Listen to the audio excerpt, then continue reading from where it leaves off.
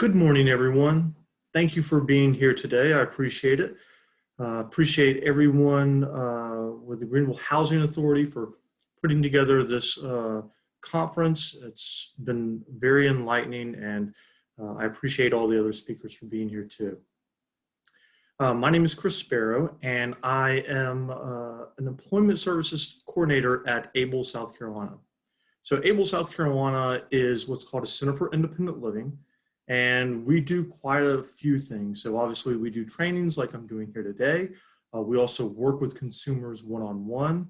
We do a lot of work with students. We can do physical and digital policy assessments. We can also do a lot of work with the State House, and we're kind of here and there and everywhere. So anything disability related, you all can always come to us. We're the South Carolina affiliate of the Southeast ADA Center. So we have an office in Columbia, and then we also have an office in Greenville. So we cover 23 counties throughout the state. So today we're going to be talking about empowering equal access for people with disabilities. And so, housing is a big part of making sure people with disabilities can be independent and making sure that they have access to housing and equal and equitable access.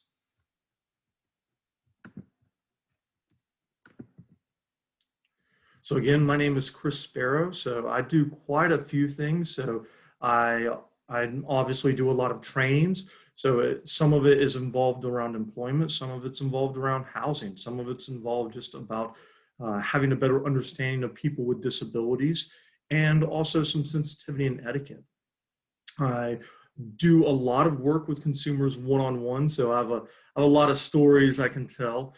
And then I also do a lot of the physical on-site assessments, so making sure that things are accessible under the ADA. So today our areas of focus are going to be, having an understanding of what disability means. Everybody has different, experiences with disability and different things in their life. And so not everybody understands what exactly disability means. It's different for different people.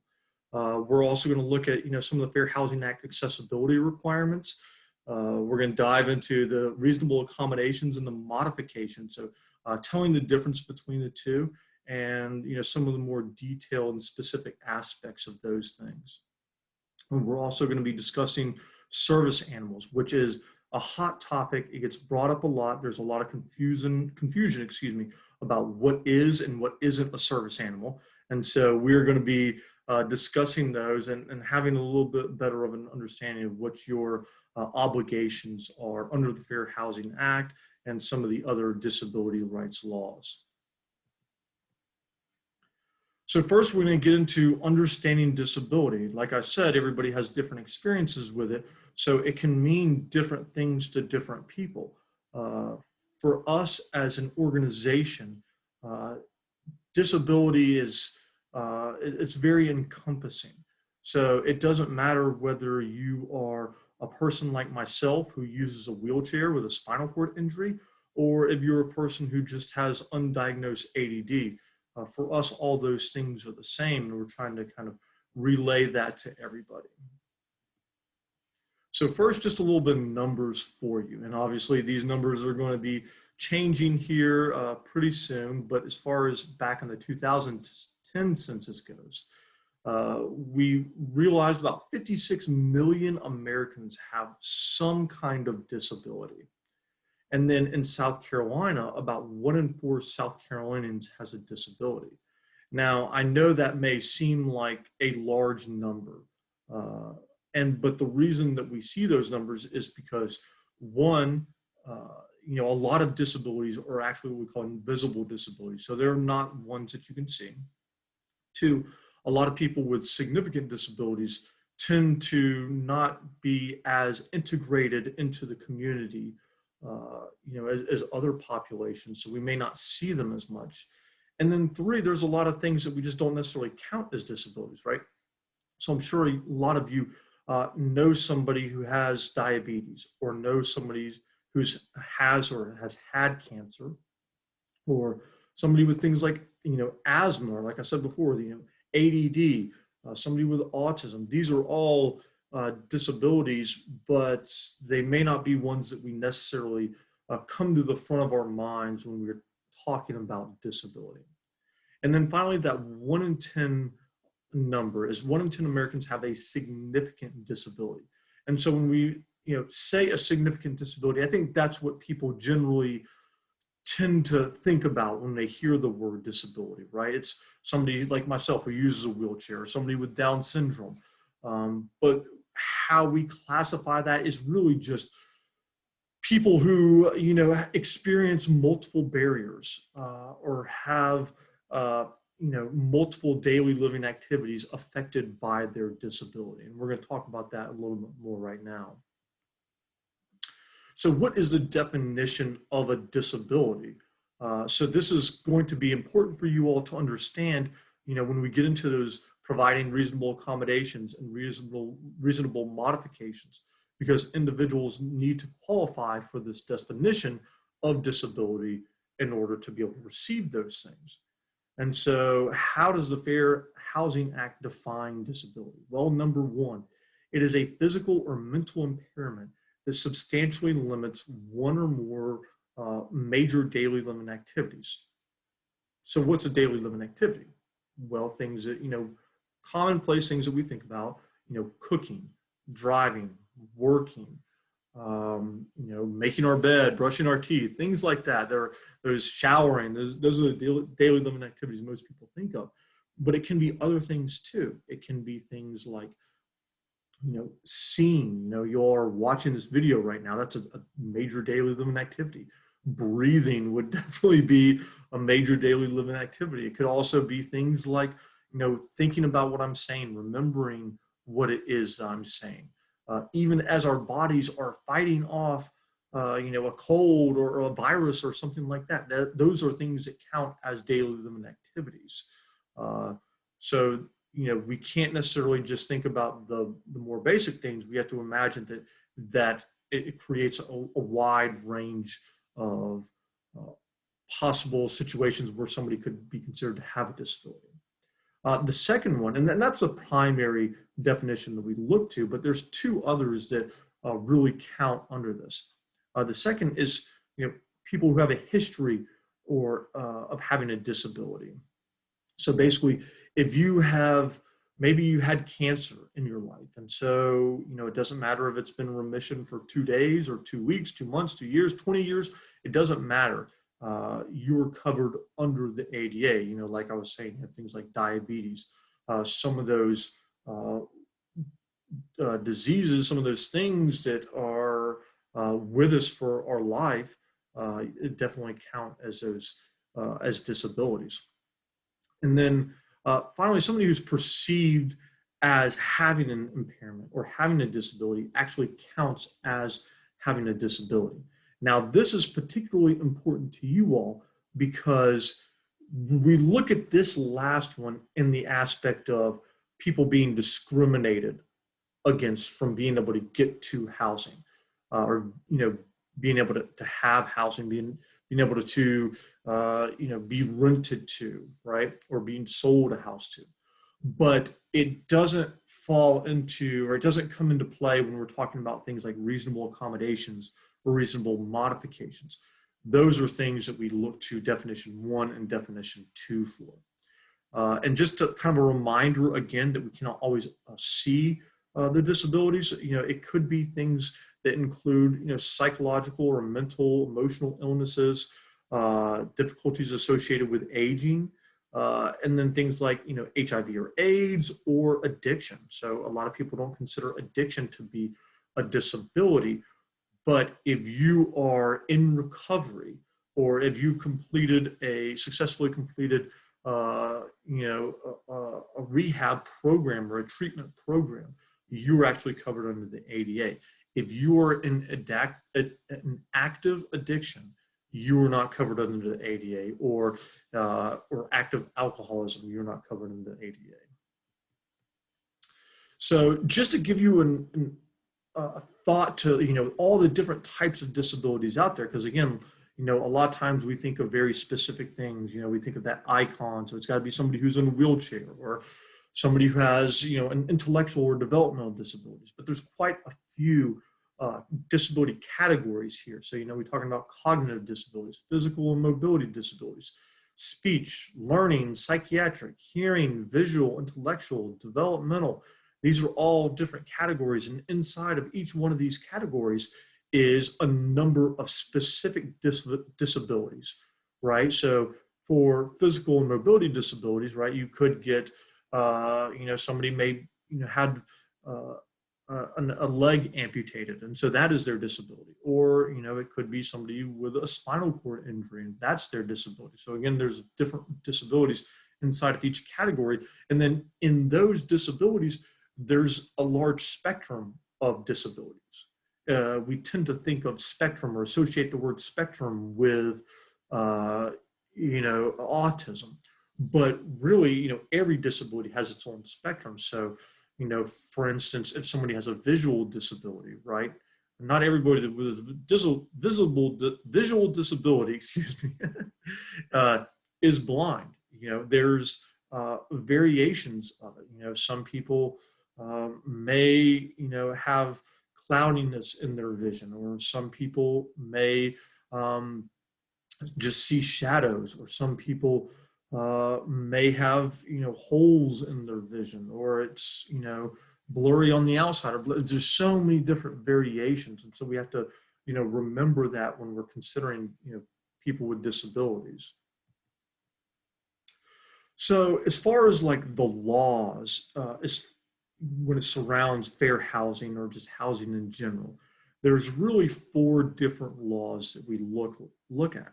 The Architectural Barriers Act, Section 504 of the Rehab Act, the Fair Housing Act, and the Americans with Disabilities Act. So the Architectural Barriers Act is very specific, and that is just for housing that is owned by, you know, a federal entity.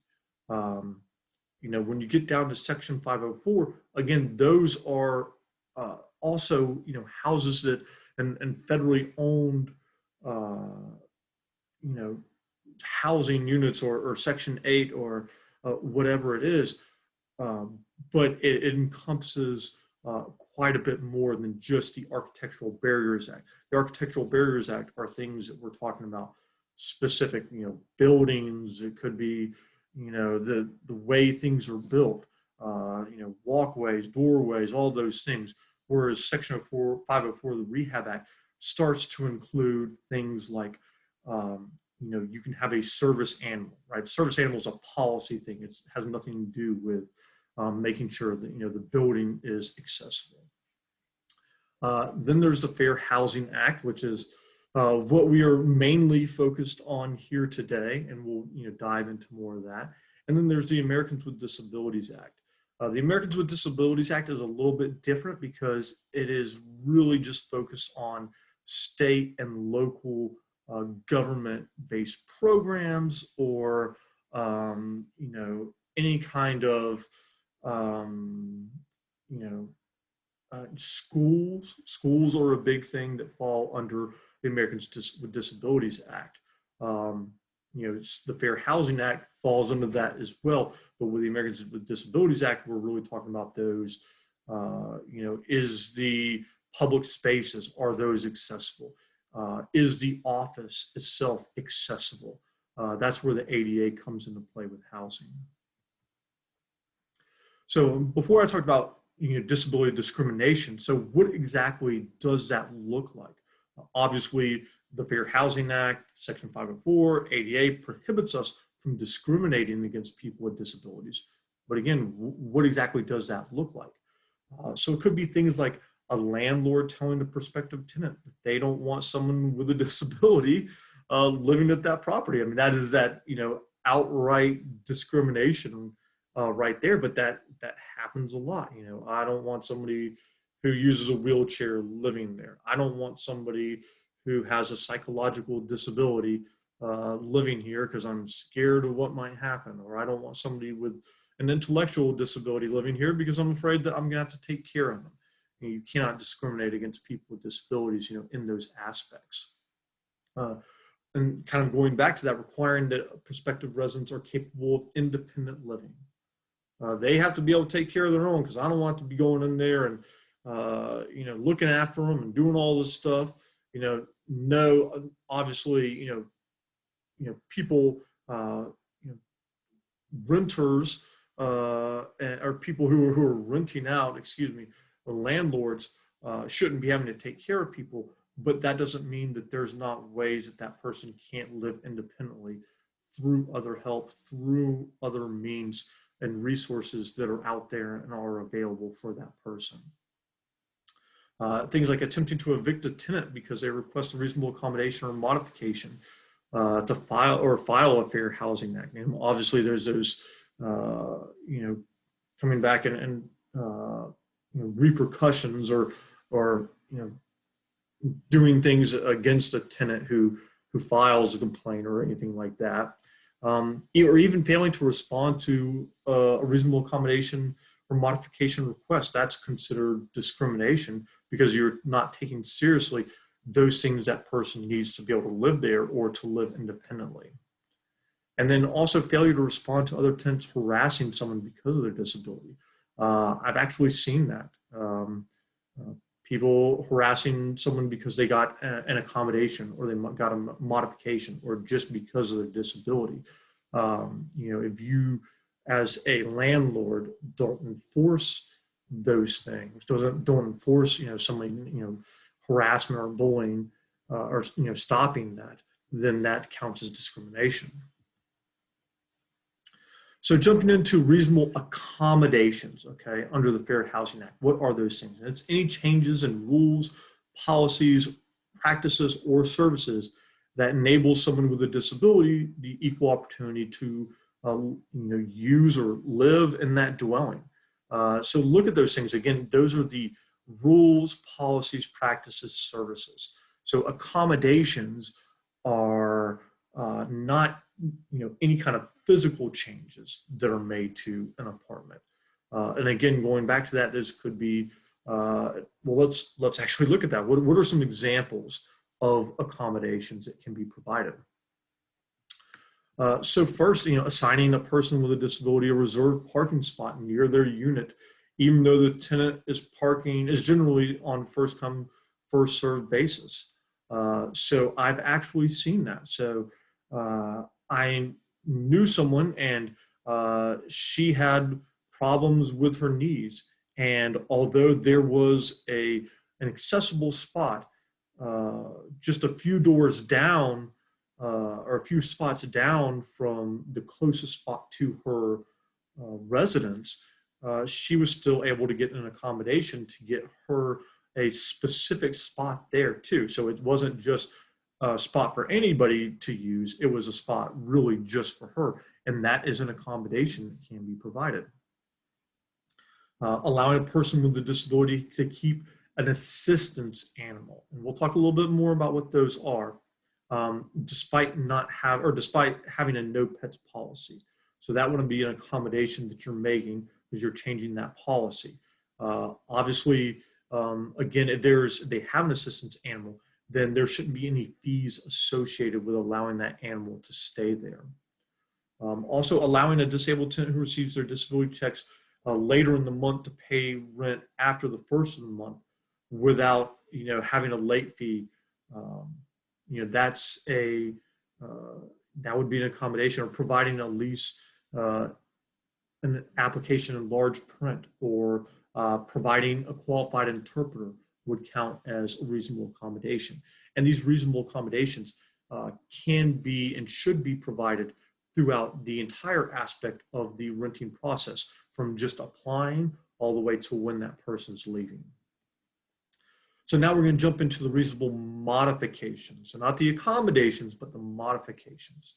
And so a modification, or a reasonable modification, I should say, is a change in the physical structure of a dwelling that enables a person with a disability an equal opportunity to use and enjoy that dwelling. So that's where we're getting into the physical changes. So it could be putting a ramp in, or again, we'll look at some of those examples here in a second. But in many cases, individualized modifications to a dwelling. So inside that person's residence, when it enable a person with a disability to live in a space that would otherwise not be physically able for that person to live in. This includes the interior and exterior of a building and public and common use areas. So what are some examples of reasonable modifications? So installing a ramp to the entrance of a dwelling, installing visual or tactile alert services, widening any kind of doorways of the unit, installing grab bars and showers, removal of below counter cabinets. Excuse me. That way the person could get under. I actually had a unit that I made a reasonable modification request for a peephole to be installed at a lower level, excuse me, to where I could actually see out of it, because when I moved in, it was at a level that was too high for me and I could not actually access. And so I made a modification request that they come in and install that for me. Excuse me. So paying for reasonable modifications. So who does that exactly fall under? Generally, the expense of a reasonable modification is the responsibility of the tenant. And that depends on certain things. So when they came in and drilled the hole in my door for the peephole, that wasn't something that they were necessarily going to charge me for. But if it was something that I needed, for instance, I was working with a consumer who moved into a place and he needed a doorway widened. Well, usually that expense would fall under the organization, because he was in an accessible unit, and accessible units after 1990 need to have a certain width of doorway. Well, unfortunately, this place was built in 1989. So they approved his reasonable modification request, but he would have to be the one to pay for that. Now, when we get into things like if housing is federally subsidized, or if it's a housing project, reasonable modifications, there may be a requirement for them to pay for it. There may not be, again, just depending on what it is. One thing you all should know with a lot of this is it's going to be so nuanced when you're working with modifications and accommodations and requests. And when you're talking about, disabilities, there's going to be a lot of information that's going to be, kind of need to be processed, and you're going to need to look at things. You got to sometimes think out of the box to provide modifications and accommodations. Just because, again, everybody's disability is different, and everybody's going to have different needs depending on what that disability is. So how should a resident or prospective resident request a reasonable accommodation or modification? Doesn't matter which you were talking about here. They're both basically the same. So first of all, you are not expected to guess that this person has a disability and they need a specific modification. That's not your job. You are not obligated to do that. Now, once that person makes that modification request, yes, you are then obligated to provide it, but you're not obligated to guess that that person's going to need something. So that person is going to need to, let you know that they have that need. The request can be made in a written form. It can be made in a verbal form. Obviously, we suggest that things are made in a a written format, so they can keep track of those things. And there is a record of that happening, but they don't have to be made that way, because some people, depending on their disability, are not going to be able to make a written request, or maybe they just don't have the means to be able to do that. Don't have the means to be able to type that up, so they can be made verbally. They can be made on behalf of somebody with a disability. So it doesn't have to be necessarily that person with a disability that's making that request.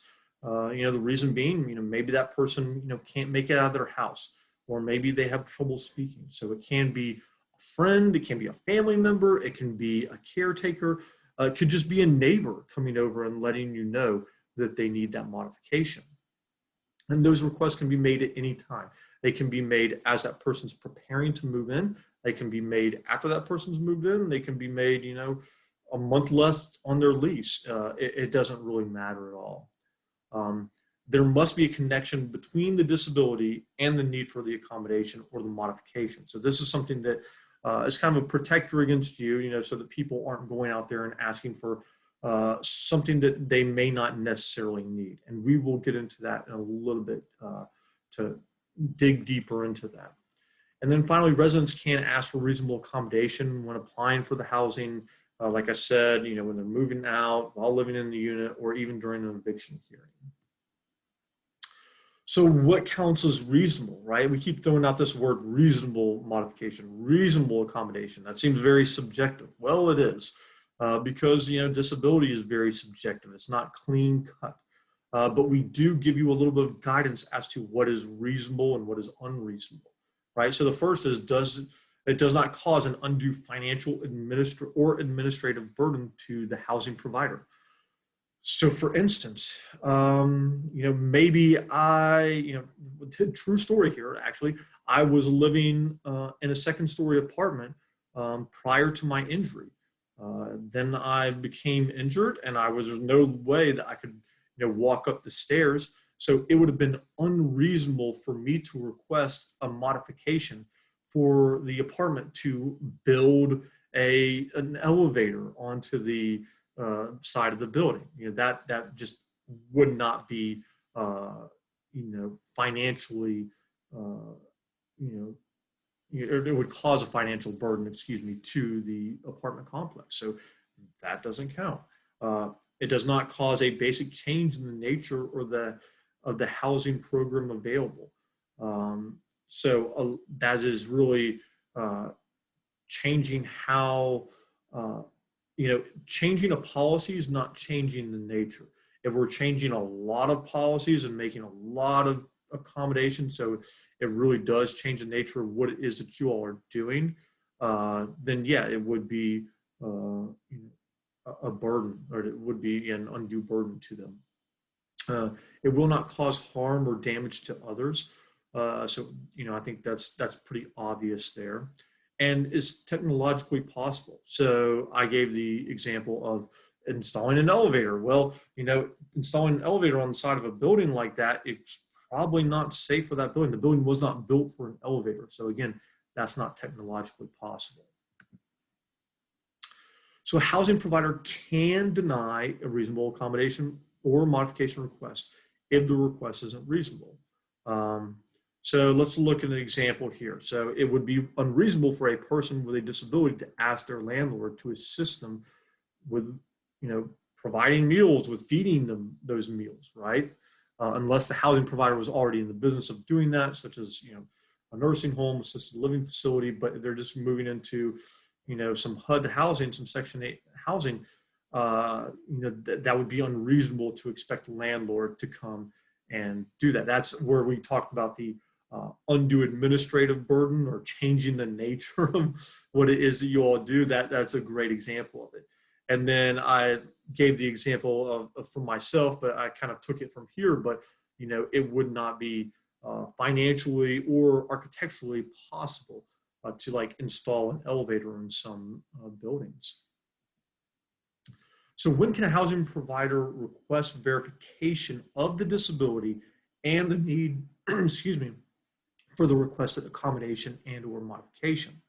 So really we look at three things here, right? So if the person's disability is obvious, I use a wheelchair, okay?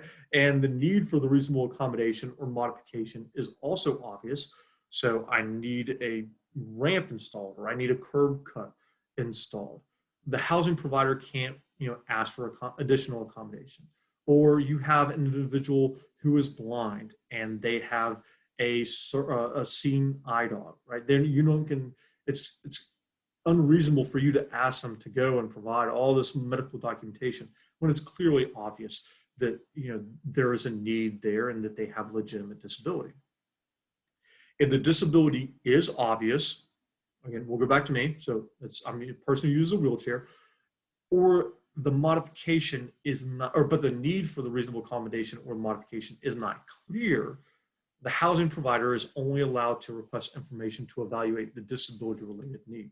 So as a person who uses a wheelchair, if I come up with a service animal and I'm asking you to make an exception to your no pets policy, well, why is it exactly that I need that service animal? What is it that service animal is doing for me? Then we can start to make a request like, okay, well, what is a disability related need for that service animal?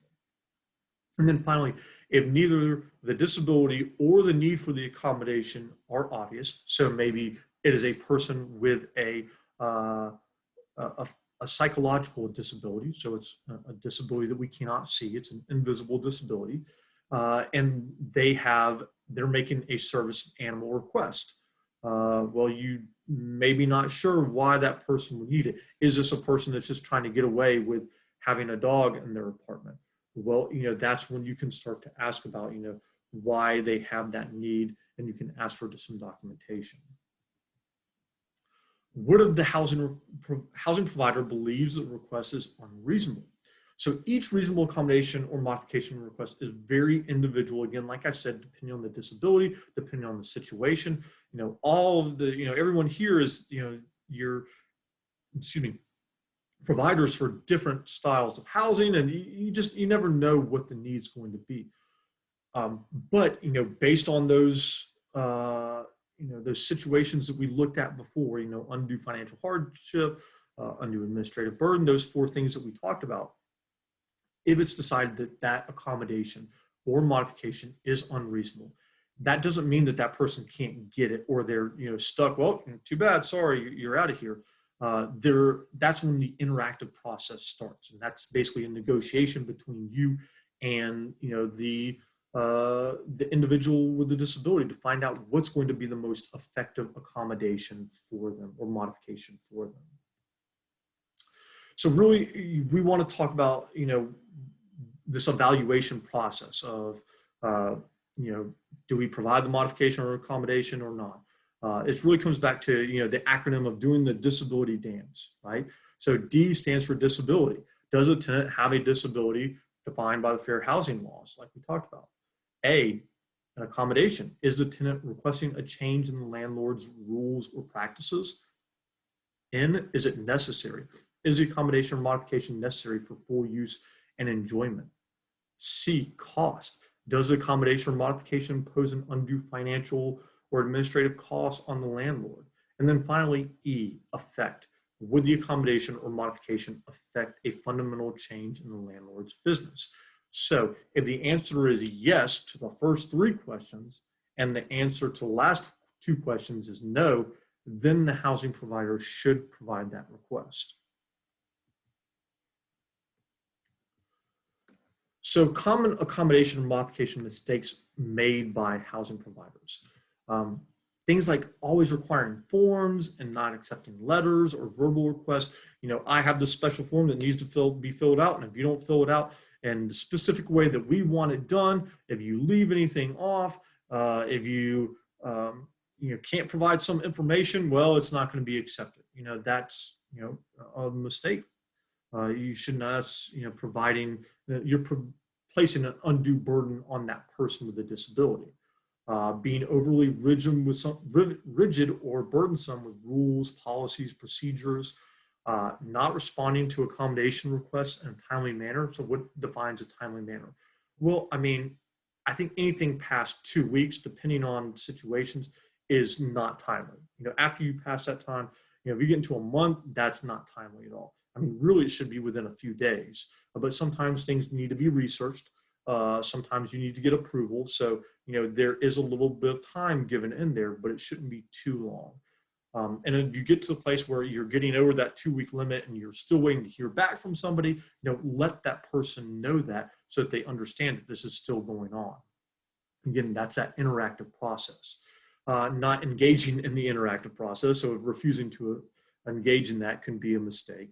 And here's the biggest one, not training all employees who deal with tenants and prospective clients. So that's something that I've experienced a lot. You have one person who's highly trained on it, but if you don't train everybody, then you have some people that, could be discriminating or might not be providing accommodations and modifications like they should. So assistance animals. This is, again, like a tricky subject. Assistance animals fall into 3 different categories. There's therapy dogs, which is someone's personal dog, which they take to a school, hospital, disaster to help other people feel better. They do not have any special privileges unless, in those certain circumstances, schools, hospitals, or, they've been approved to go there. The next assistance animal is an emotional support animal. So an emotional support animal is someone's personal pet, and it can be any different type of pet, but provides them emotional support. This animal is covered under the Fair Housing Act. And basically, as far as how it's decided, whether it's an emotional support animal or not, you basically get a letter from a physician, from a counselor, therapist, someone like myself, a professional, and those can let you know that that is an emotional support animal. The other animal is is a service animal, which is which is basically an ADA, Americans with Disabilities Act animal. Typically, it's only dogs. Well, really, it's only dogs. There are times when miniature horses can be involved, but you probably shouldn't be having to worry about that. And what you guys need to be worried about is just dogs. Okay, so those are the only service animals that are allowed to be there. Now, what's the difference between a service animal and emotional support animal? Where a service animal does a very specific task, right? So I drop my keys on the ground, the dog picks them up, puts them back in my lap. That is a task that the dog does. It goes up and opens a door. That is a task. Emotional support is not a task per se. Now, there are psychological service animals. So there can be things like if someone has PTSD, there are dogs that will make sure that if someone comes up quickly from behind them, the dog warns that person so that they're not triggered in any way. Or there's a lot of PTSD dogs for women or men that have experienced sexual trauma or violence. Those are specifically different than the emotional support dogs.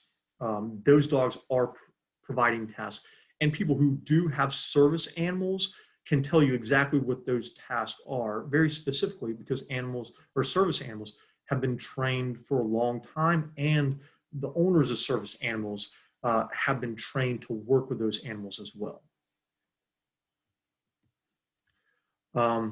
So a landlord, real estate agent, property manager, condominium board, or other housing provider cannot deny a person with a disability the right to have an assistance animal as long as they make that reasonable accommodation request. They can't deny occupancy or evict a person with a disability just because they make a request for a service animal. They can't charge extra fees. They can't stall or delay.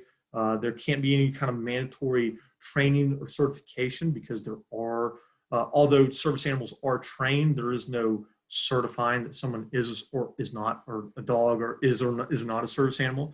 And they can't inquire about the nature or severity of the person's disability. Going along with that, service animals do not have to be a particular size or breed. They can be small toy dogs, they can be large dogs, and anything and anywhere in between. Now, I've heard in the past about people, someone coming in and claiming they have a service animal and it being a pit bull. And the property, their insurance would not allow for pit bulls to be on that property. So even though that person had made that accommodation request, they were coming back and saying, well, this is going to cause an undue financial burden. Well, what you would have to do in order to prove that is to get, the cost, provide proof from the insurance company that cost would go up based on allowing somebody with a service animal that was from, one of those, unaccepted breeds, to live in that place. So one last thing we'll get into here, accessibility in new construction. So as places are getting built, we want to make sure that the building entrance is on an accessible route. Now, I know I'm not providing, numbers, right? It needs to be 36 inches wide, it needs to be 40 inches wide, or the building the the door handles need to be at this particular height, right? That's because we're not training on that today. We don't have time to train in that today. But if you go and look for some of these specific terms, right, like an accessible route is a specific term, and you can go and find out what are the exact measurements behind that. But there is width, and there is maneuverability space, and there are specific things attached to that, and some of these other things too that we'll talk about. But making sure accessible and public common use, or making sure, public and common use areas are accessible, making sure that doorways are wide enough to allow somebody with who uses a wheelchair to get through them, making sure there's an accessible route throughout the entire dwelling unit. So, making sure that all the bathrooms are accessible and the kitchen's accessible and the patio is accessible. Making sure light switches and thermostats and other environmental controls are in accessible locations and are accessible heights. As somebody who uses a wheelchair, like even in my own home, I can't see the thermostat because it's too high. Now, the way that the home was sold, the Fair Housing Act didn't come into play. But those are some things that you all need to think about, because when I go and try to change the temperature in the house, I can't see it. I literally have to have my fiance go and change the temperature because it's too high for me to even really know what buttons I'm pushing. Reinforcements in bathroom walls for later installation of grab bars.